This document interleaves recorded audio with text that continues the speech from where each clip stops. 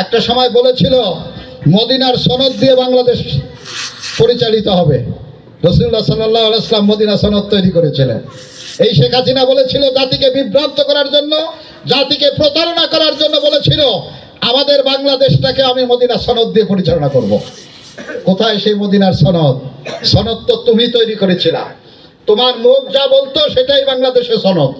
বাংলাদেশের যেটা সংবিধান ছিল সেই সংবিধানের দোহাই দিয়েছো, কিন্তু সেই সংবিধানটাও তুমি মানো নাই। কারণ বাংলাদেশে কি সংবিধানে লেখা আছে যে দিনের ভোট রাতের বেলায় হবে? একটু কথা বলেন, আছে? ছিল? এই জন্য বললাম বাংলাদেশের সংবিধানও মানে নাই।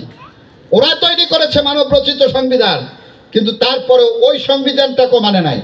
কিন্তু যখন এই জাতি সংবিধানের কথা তুলতো, সংবিধানের মাধ্যমে আসার কথা বলতো, তখন ওর স্বার্থ হাসিলের জন্য সংবিধানের দোহাই, যেটাই দিলে পরে চেয়ারটা ঠিক থাকবে সেই জায়গায় ও সংবিধানের দোহাই দিত।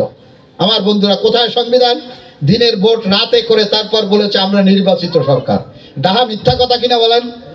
আমি হাদিসের আলোকে আপনাকে উপস্থাপনা করা প্রমাণ দেওয়ার চেষ্টা করছি।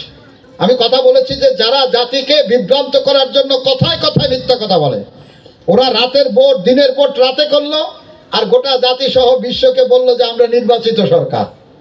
ভোট হয়েছিল? হয়নি।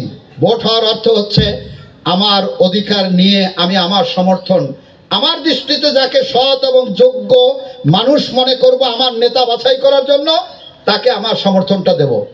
তা তো আমরা দিতেই পারি নাই। জেতা মানুষ নাই, ভোট টোট দুই চারটা দিল, ওইটা ওর দলের হোক ওর গোষ্ঠীর হোক, তাও মেনে নিলাম। কিন্তু আমরা কি এমন দৃষ্টান্ত দেখি নাই? কবরে চলে গেছে, 20 বছর বয়স হয়েছে, সেই দাদি সেই দাদা এসেও নাকি ভোট দিয়ে গেছে ওদেরকে। আছে না এই পত্রিকায় দেখি না প্রিয় ভাইয়েরা? হ্যাঁ, নাতি বলতেছে দাদু কখন আসলো, এত বছর আগে মারা গেল, আমার দাদুরে দেখলাম না, দাদু নাকি ভোট দিয়ে গেল। বলেছে কিনা বলেন? এত বড় ডাহা মিথ্যা। এই জাতিকে প্রতারণা করেও তারা তাদের গদি ঠিক রাখার চেষ্টা করেছিল। টানা 17 বছর এই আওয়ামী লীগ, যারা বাংলাদেশের স্বাধীনতা যুদ্ধের পক্ষের শক্তি বলে নিজেরা স্লোগান দিত, মুক্তিযুদ্ধের শক্তি বলে স্লোগান দিত, সেই মানুষগুলো আমাদের সমস্ত অধিকার বঞ্চিত করেছিল। বিশেষ করে সমস্ত মিথ্যা দিয়ে এই জাতিকে কলঙ্কিত করেছিল এই পতিত শেখ হাসিনা। সকালবেলা উঠে সন্ধ্যা পর্যন্ত যত কথা বলতো সবগুলো মিথ্যা বলতো। তার ভিতরে যা থাকতো এটা জাতিকে বলতো না, আর জাতিকে যা বলতো সেইটা ভিতরে ধারণ করতো না। এই ছিল তার চরিত্র। এই চরিত্রটা নতুন কোনো চরিত্র না, এটাও কোরআনে কারিমের 3য় চরিত্র। এটা হচ্ছে মুনাফিকের চরিত্র। প্রিয় ভাইয়া, আমাদেরকে বিভিন্ন খাতে অধিকার বঞ্চিত করেছে।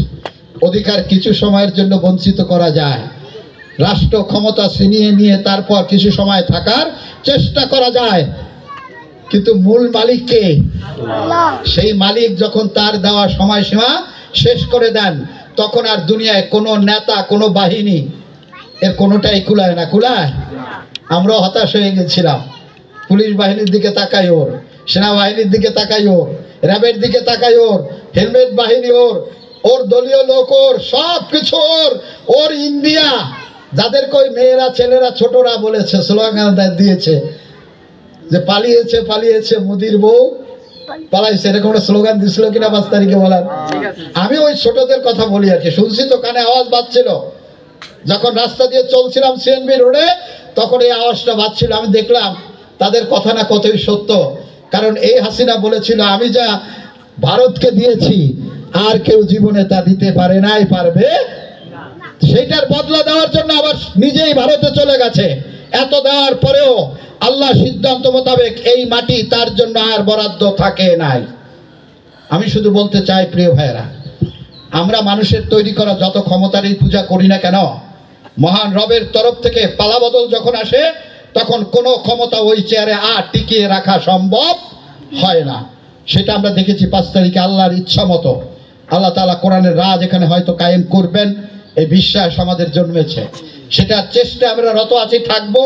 আমাদের জানমাল বিনিয়োগ করে আমরা আল্লাহর দেওয়া জীবন ব্যবস্থাকে বিজয়ী করার জন্য, দায়িত্ব পালন করার জন্যই আমরা এই জমিনে এখন বেঁচে আছি প্রিয় ভাইয়েরা।